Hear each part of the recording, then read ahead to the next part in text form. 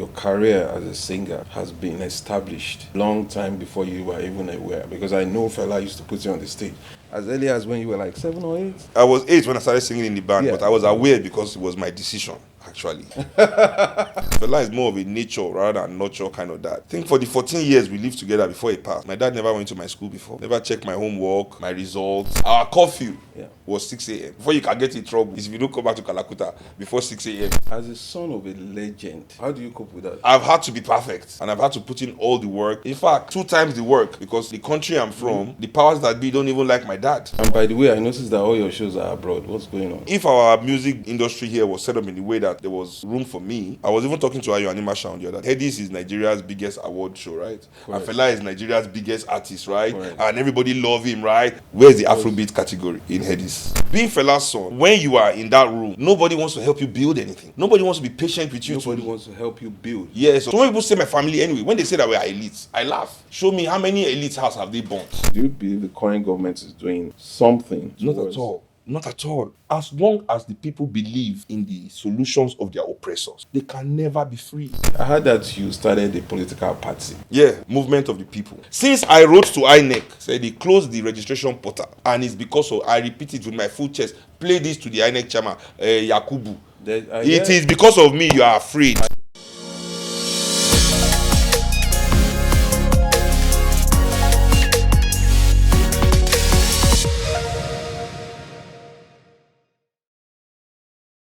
Welcome to the Role Model Chronicles. I'm your host, Femi Rogers. Today I'm honored to be joined by Seun Kuti, a musician, activist, and the youngest son of Fela Anikulapo Kuti, the legend. In this conversation, we're going to explore Seun's life, his music, his activism, and what it means to use his voice to challenge the government and impact the society. So after all the introduction, you're an activist, a freedom fighter, a singer. How do you see yourself? I see myself as a revolutionary. And what is a revolutionary?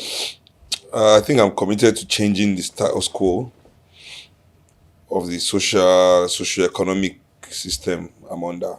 I'm not looking to integrate or amend or reform. We're of the school of thought that looks to completely overhaul, So I do see myself as a revolutionary. So that's where I don't really understand personally, So this system has existed from time immemorial, even if you go back to the pre-colonial period. You understand? We've always had leaders. And leaders, the perspective of the leaders are always going to be different from the perspective of the people. So what exactly is a revolutionary trying to change? This will never end.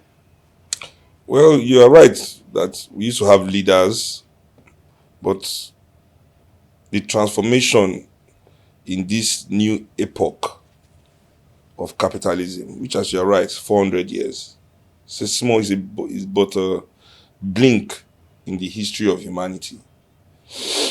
The problem with the system is that it reaffirms itself. It revalidates itself, recreates itself in a way that people think it is insurmountable. Insurmountable. Yeah, but it is not, and it is pretty young in terms of how humanity has been before we came across this monstrosity that we do, especially as African people, that we dwell on that. So yeah, and in terms of people having leaders, I don't have a problem with people having leaders.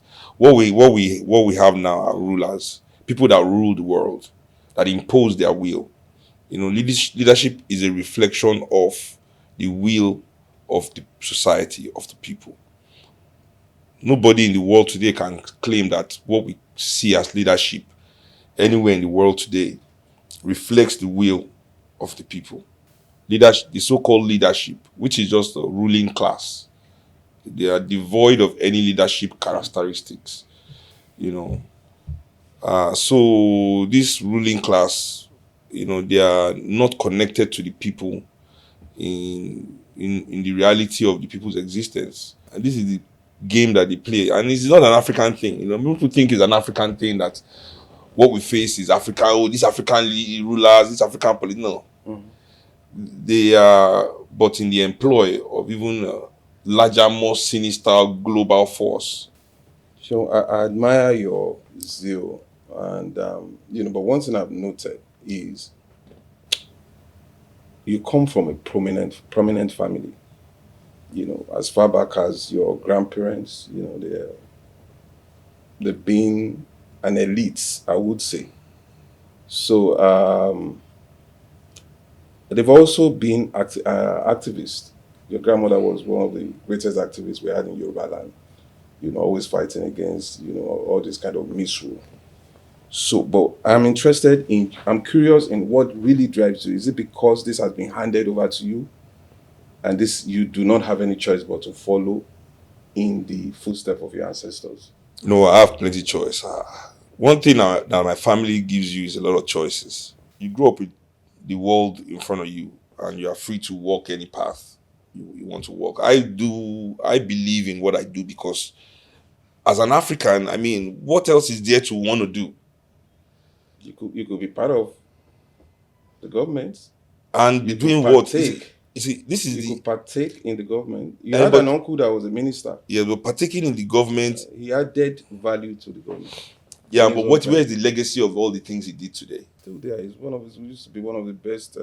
We know the things he did, but where are those things today? I hear the government trying to reinvigorate the primary healthcare system. Something he built in the early 90s, late 80s, that should be advanced today to world-class level. We are going back to work on what had been worked on, So if everybody is opposition, what happens? If we all say that, okay, people, the leaders, the rulers are not good people, so we want to stay in opposition. Who are going to be the good people that will be there? The ones that are there now. You have one of the people that wants to change them. Why not? Yeah. Why not go there? And no, that is a fallacy that has been told for a long time. It's very easy for you to criticize. No. It is not easy to criticize. It is very expensive to criticize. Very expensive, very dangerous, very isolating. It is the oppressors that hate dissidents and hate dissent. That will come and say, it's easy to criticize. Okay, fine. Nigeria got independence in 1960. What has been fixed? We've continued in this system, neoliberalism, capitalism. What has been fixed? It is not the point that nobody wants to work with those that are doing it now. Mm-hmm. It is the fact that we're saying the system that they are using is wrong. And as long as they are committed to that system, they can never achieve anything. They are unwilling to compromise due to the comfort that this system allows them to have. The unfair advantage it gives them over their own people. Ultimate power. They are unwilling to compromise, to shift the system a bit towards something that will benefit the whole. So if they say you should come and be, Minister of Youth. No, what is the meaning of that? Exactly. The Minister of Youth of a capitalist system, what is the meaning of that? It is meaningless. It is meaningless because we do things in Nigeria just because, we have elites that do not consider themselves elders of their own people. So there's no role you can play. There's under this system. Help society. What we are doing, we're already doing I'm already playing a great role. An activist. No, I'm not an activist. Oh, sorry, I'm a revolutionary. I believe that in organizing our people, in bringing them together to see a new way, and showing them that they can lead their own destiny. That is the greatest participation any Nigerian professional can have in Nigeria today. Right. Many of the professionals we have in Nigeria, they go to church, they go to mosque, they see their comfort as some sort of blessing that makes them special or better than their brothers and sisters. That is how they see their blessings that they've been able to get within this oppressive system. They do not understand because also we are not educated that way. We have to understand also our education plays big role in our dysfunction, you know.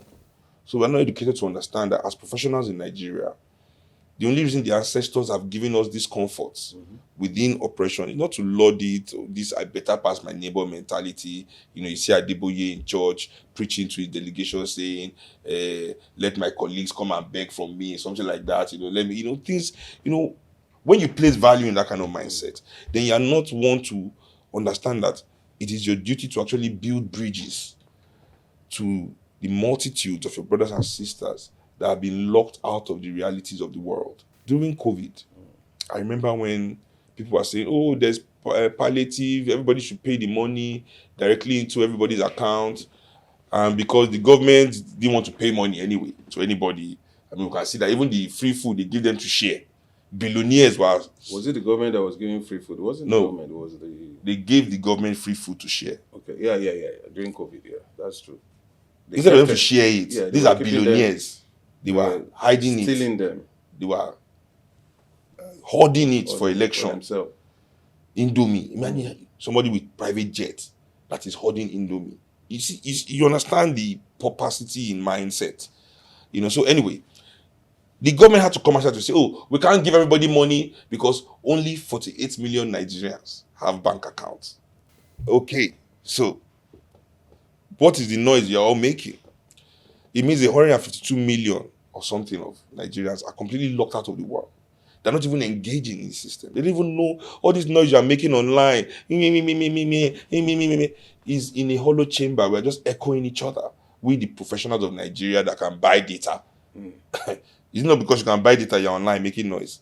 You think all those kids that surround your car that cannot afford to, do you think they're online? So who is showing them the world? Who is telling them? Who's concerned? Who is bringing a light to that darkness? And so we have aligned with our oppressor. This is why people think I criticize. So it is not about joining something, but what are we joining it for? Your career as a singer has been established long time before you were even aware, because I know Fela used to put you on the stage as early as when you were like 7 or 8. I was 8 when I started singing in the band, but I was aware because it was my decision actually to be on the stage at 7. Yeah, at 8. Yeah, it was my decision. My dad Fela will not tell you to do anything. Fela wasn't the kind of dad that I had a feeling that he took a special interest in you, because I've been to the Shrine a couple of times. No, actually, other way around. It was on. I had special interest in him. My Fela didn't have special interest in anything and anybody, except maybe his music, you know. But I kind of grew up being close to my dad. Because he was always putting you on the stage to do a little bit of... because I told him I wanted to. Interesting. That's the thing. You know, if you tell Fela, okay, yes, I want to, then okay, fine. But that Fela will come and meet you and be like, I want you to do this. He never even checked my homework. I think for the 14 years we lived together before he passed, my dad never went to my school before. Never checked my homework, my results. You know, he's not... Fela is more of a nature rather than nurture kind of dad. The one you bring to him that he will solve or he involve himself in. Fela was never the kind of dad that would be like, oh, what are you doing? Where did you go? Our curfew was 6 a.m. Oh, you have a curfew? 6 a.m. Oh, that's when you go to sleep or what? That's when we're supposed to come back if we go out. This was from when I was 7 years old. If you go out like this in the house, you go out with our friends. Our curfew, before you can get in trouble, is if you don't come back to Kalakuta before 6 a.m. because 6 a.m. is when they wake you up to go to school the next day. And I'm sure that curfew was because of our moms. Well, me, I couldn't. Yeah. I couldn't keep the curfew because my mom would kill me if I come back home at 6 in the morning. You know. But sometimes my sister, my immediate elder sister, would used to test her curfew. She would go out till like 5 in the morning. Kalakuta was interesting. I used to go to Kalakuta as early as when I was like 16. I remember the situation. They used to stamp your hand when you pay. Oh, that's shrine. That's shrine. But that's I thought that club. place was called... No. Our house was Kalakuta. Shrine was the club. Okay. I'm talking about the house. Yeah, I'm talking about the house. Shrine. In my neighborhood, we just put ourselves together and go to the shrine, and then, you know, the way they stamp. No. I was talking about the house. I remember the situation where there's this tall guy with Anigboro I don't know with what the his bad name eye. is. Yeah. Yeah, that's my dad's bodyguard. My dad's Okay. main bodyguard, Anigboro. It was a very fearful. We were young, but we loved Fela. So it was a very fearful situation. So I remember the situation. We will go there, the neighbors, like 10, 15 of us will park ourselves inside the car, like 3 or 4 cars, and go from. I used to stay in Lubeju, go to shrine. So sometimes we don't have enough money to get into the shrine, and so we'll go and pay and come out and Stamp stamp. you. So there was this situation of one of the guys that stamped his hand and was trying to Sneak in. enter. There's a plank on the. That guy slapped him. He went straight to the That was the last time. But Shrine was interesting. It was a mix. It was a place you go to, and you find a mix of everybody: Europeans, Ajebotas, even um, police, civilian, everybody in native. You understand? Coming Shrine was and quite we enjoyed inclusive. it. And people yabbing Fela and Fela yabbing back. Yeah, this is no case. Yeah, it used to be interesting. Augustine. Fela, I enjoyed being a musician. I think as a musician, you must enjoy expression. Free with Fela was a real, advocate for freedom of expression and allow people to say whatever the hell they wanted to say. As a son of a legend, because I see Fela as somebody that is, I've studied Fela for a while. He's a highly intelligent person. When you listen to what he says, even up till today, they are still relevant. How do you feel? This guy is looming over everybody, even up till today in the music industry. How do you feel? Do you feel somehow about being the son of such a big, mighty person? I don't know, because I think that plays out really depends on the relationship one has with the person. I think my Fela and I, our relationship was really, really like normal, father, son, meaning like even more like friends. Was like guy, like. I'm talking in terms of career. Yeah, I'm Fela coming, still looms. Yeah, so I've never, people say it all the time. Yeah. But I've never really, maybe because I played music with him growing up, being in the band and everything, I've never really seen that as something. It is, don't get me wrong, it is definitely something. It is something because a lot of people say it is something. Everybody says it's something, and everybody can be wrong. But I personally, like, if I'm going to be honest, like, personally, I don't feel it. As a musician,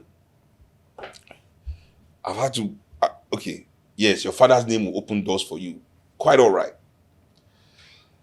But the downside of that is this. Being Fela's son, when you are in that room, nobody wants to help you build anything. Nobody wants to be patient with you. Nobody wants to help you build. Yes, or be patient with you to learn anything. The doors were open for you already. Yes, but now you are in. What do you have? It has to be perfect. It has to be done. It has to be ready. It has to be on the table. It has to be perfect. Exactly. People expect much from you. Exactly.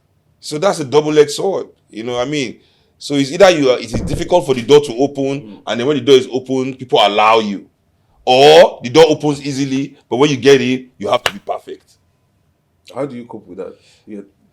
So, I mean, I've had to be perfect in terms of my career, all my life, growing up. And when I was ready, as soon as I was ready, I was like, okay, fine. This is what people expect. You have to be perfect.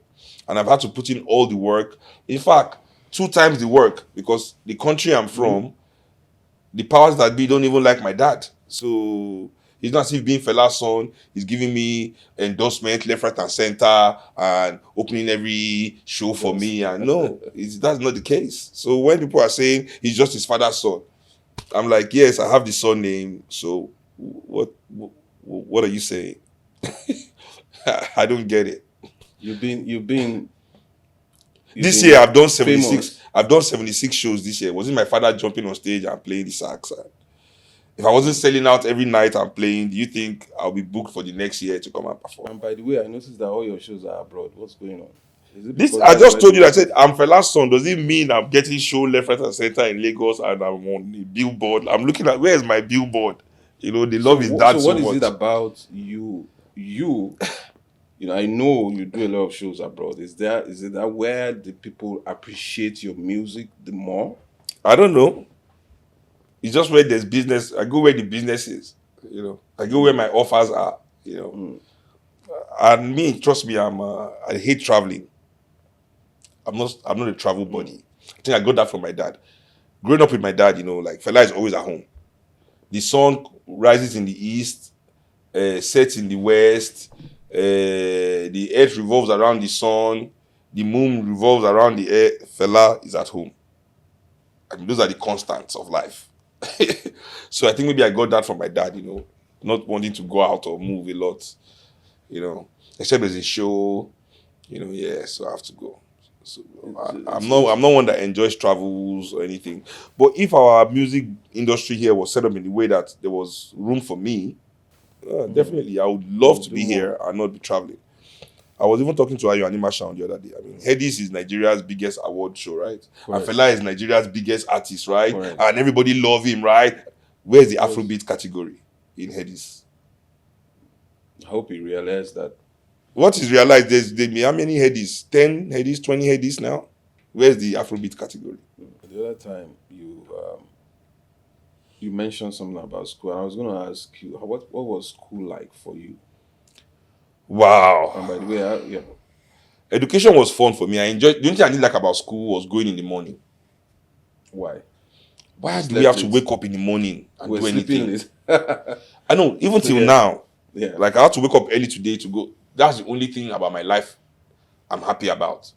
That I must choose to wake up in the morning. Nothing is so serious that I will have to wake up in the morning for.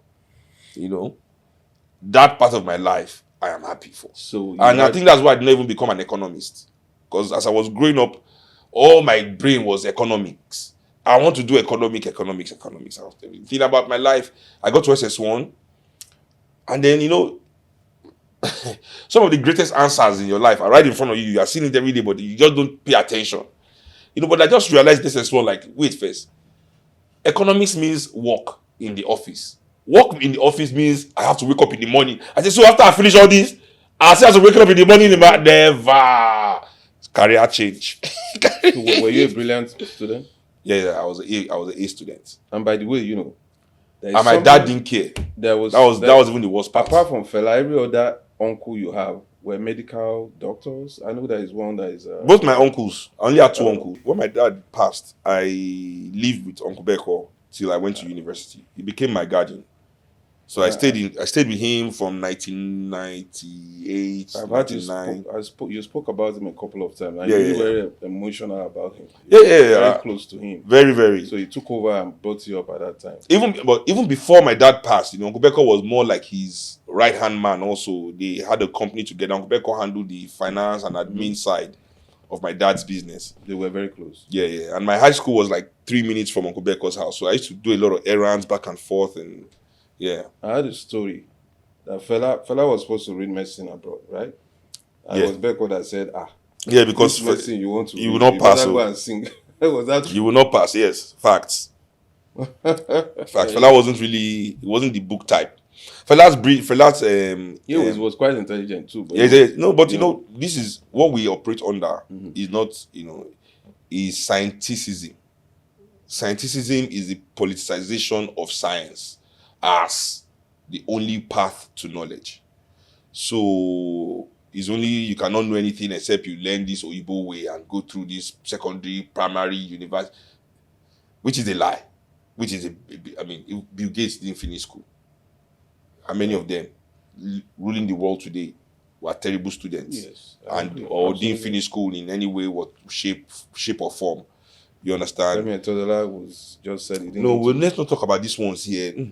These ones here are not even in the level we are discussing. These are really the smallest men in the world. Like, I'm not even talking about money. I'm just talking about in spirit. Like, their spirit is so small. Like, like if we could look at if there was a spirit mirror, like a crystal ball, to look at their spirit, to take you'll be seeing like cockroach and ants and things like that. They are really, really small. Because trust me, what kind of a man lives in this kind of country and you have billions and all you can do is buy things with it and show us in the paper you bought Ferrari today, you are in Nice tomorrow.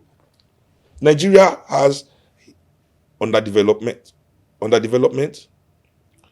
large population, and natural resources. Economically, these are the three things you actually need for growth. One of the problems they have in the West that there is nothing to do. So their economics are stagnating.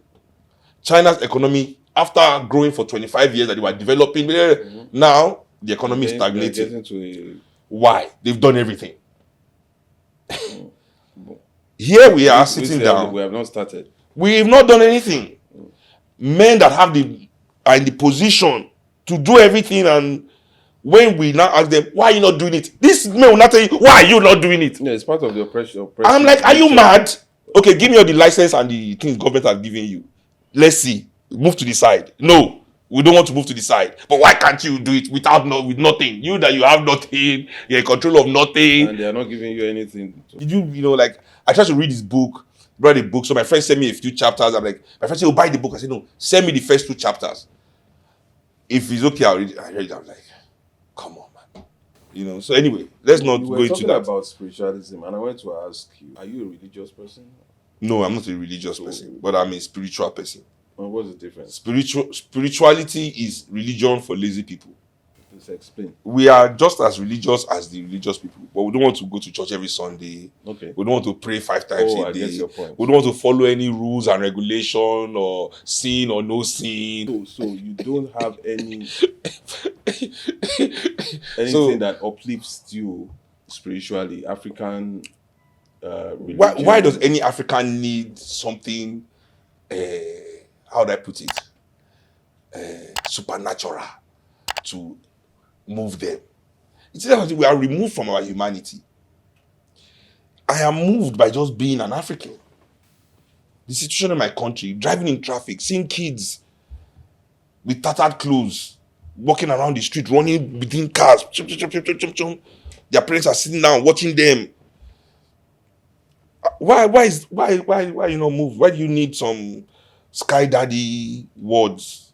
What does it want to tell you that just sitting down for 1 second in your room and thinking about your own situation? Forget the lie you are telling everybody on social media, your super ego, which is you reflecting and projecting this your ego on the rest of us, this big lie we are all telling ourselves. If we are all telling this truth, then who is owing all the money in the bank that the bank is complaining? You understand? So, talking about spirituality, so what's your opinion of Islam and Christianity? I mean, to each his own. I mean, I have no opinion whatsoever. At best. And at worst, all my opinions are negative. So why? This is what keeps this society sane.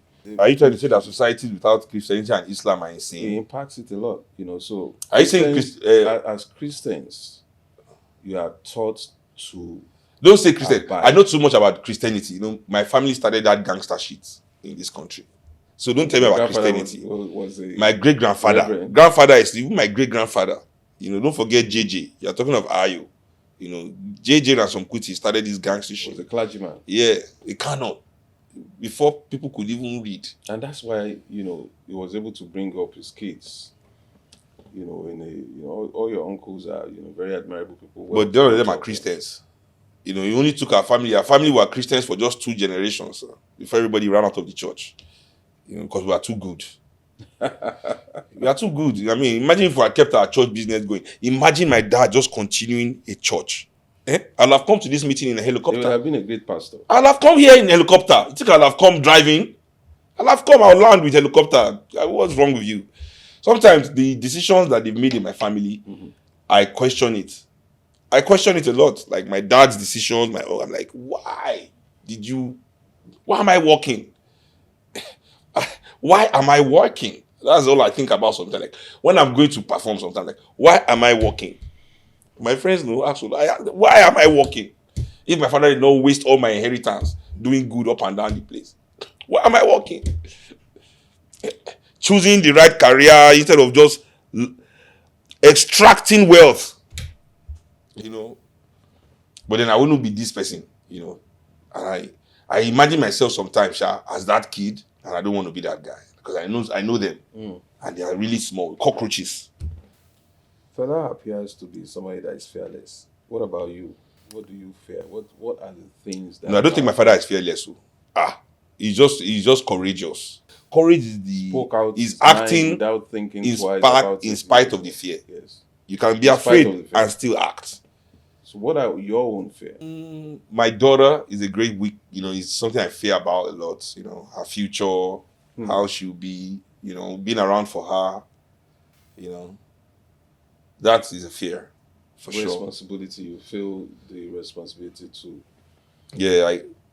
That's it. But I mean, like, always be there and make sure. I used to be afraid of dying when I was really, really young. Everybody's afraid of dying. I'm not afraid of dying now. When my daughter was also very, very young, which was still like between the age of 0 and 7, I think I was really afraid of dying too.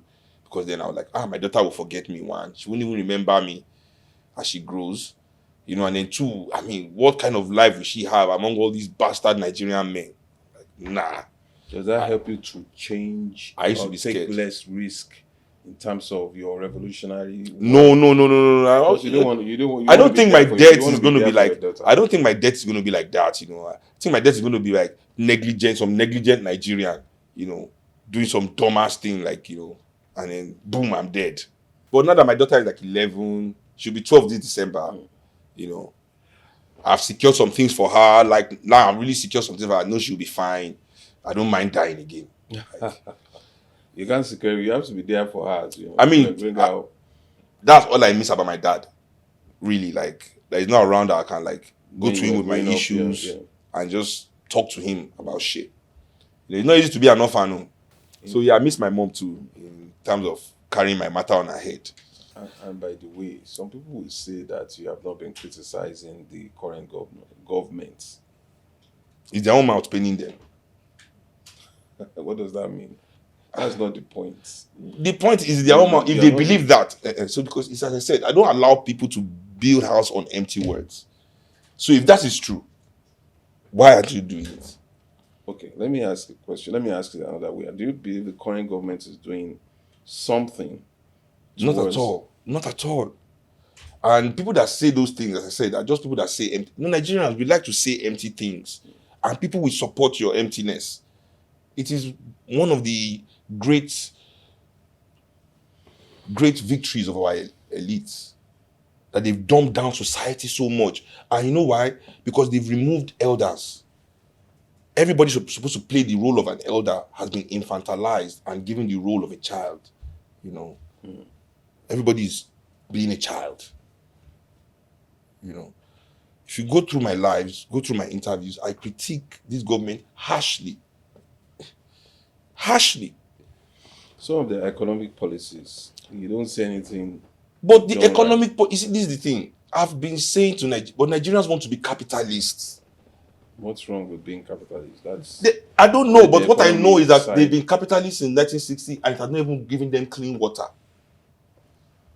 Capitalism has not even brought clean water to our doorstep. But they want to be capitalists. How can you be a capitalist without capital? So what is the first step to being a capitalist is to have some capital.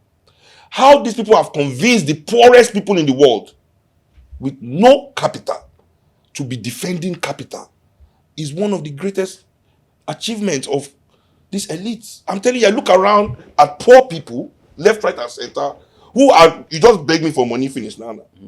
But you still be telling me how Dangote is some special breed, praying to be like that, thinking like that, hoping to build your house one day so that you can charge your neighbors to rent.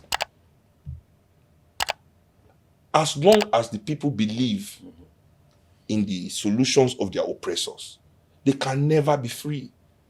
When poor people also are praying to have money so they can send their children to private school, because they've been devoid of the consciousness that they have the power to fix their public schools, to be the best schools in the world.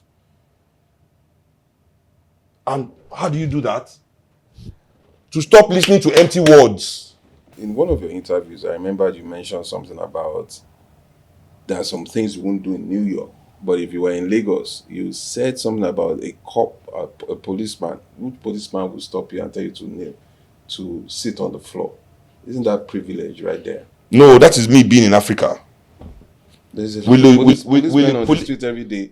and my making right? people lie on Are the you street. saying that my won't do human rights? They won't do that to you. Are you saying defending my rights make me privileged? No, that's not my point. The right, no, but that is the point. The rights are like the basics. My point is, it won't happen to you, It shouldn't happen. Don't you understand what I'm saying? but it's happening to others. Yes, but it shouldn't happen. That's privilege. It is not privilege that I'm not allowing what shouldn't happen to me. How is that privilege? Privilege means adding on top. These things shouldn't be happening to African people, period. African people should not allow themselves to be dehumanized. They should resist it. They should fight it. They should shed their blood for it. But if I'm standing up and I will not allow somebody to dehumanize me, that doesn't make me privileged. It's like when you hail your governor for building a street, like he has accomplished something. So when people say my family, anyway, when they say that we are elites, I laugh. Show me how many elite houses have they burnt. It's not just about. That is it. It's not just about wealth. It's about fame, Yes, prominence, being recognized as a special breed. elitism is tied to the status quo of every society. So to call our family an elitist family, I would agree, but to the extent that we are not in the club. So how are we? We achieve in spite. You could say we're a new breed of African elites. I heard that you started a political party. Yeah, What's the name again? movement of the people. Okay, so what's happening with your party? We're trying to register. First of all, the ruling class in Nigeria, first of all, they've made participating in election Almost impossible. completely elitist. Because one of the great lies is that you must not feel like a young man like this cannot feel like he can solve his own problem. You must feel as an African like, if these people don't come to you, these big men, then nothing can happen in your life. Nothing can change. They really want us to feel like that. It's one of their great weapons. That's why as an African, you can never hear them talking about our education as some kind of inherently worthy cause. They'll be telling you, hey, how will we make money? The profit. Was very particular about education. And why Awolowo is an oppressor is that where is that thing today? It's not his fault. It is the system he agreed to run. He knew that thing will not last. They all know. It is, anyway, let's not go into all this their way. So what do you want to achieve Anyway, with this party? as I was saying, there's no middle class in Nigeria per se. I feel we are all poor or rich. Correct. Finish. So, and we that we are professionals, we are the ones in between these two worlds. And I believe that too many of us are aligned with the oppressors.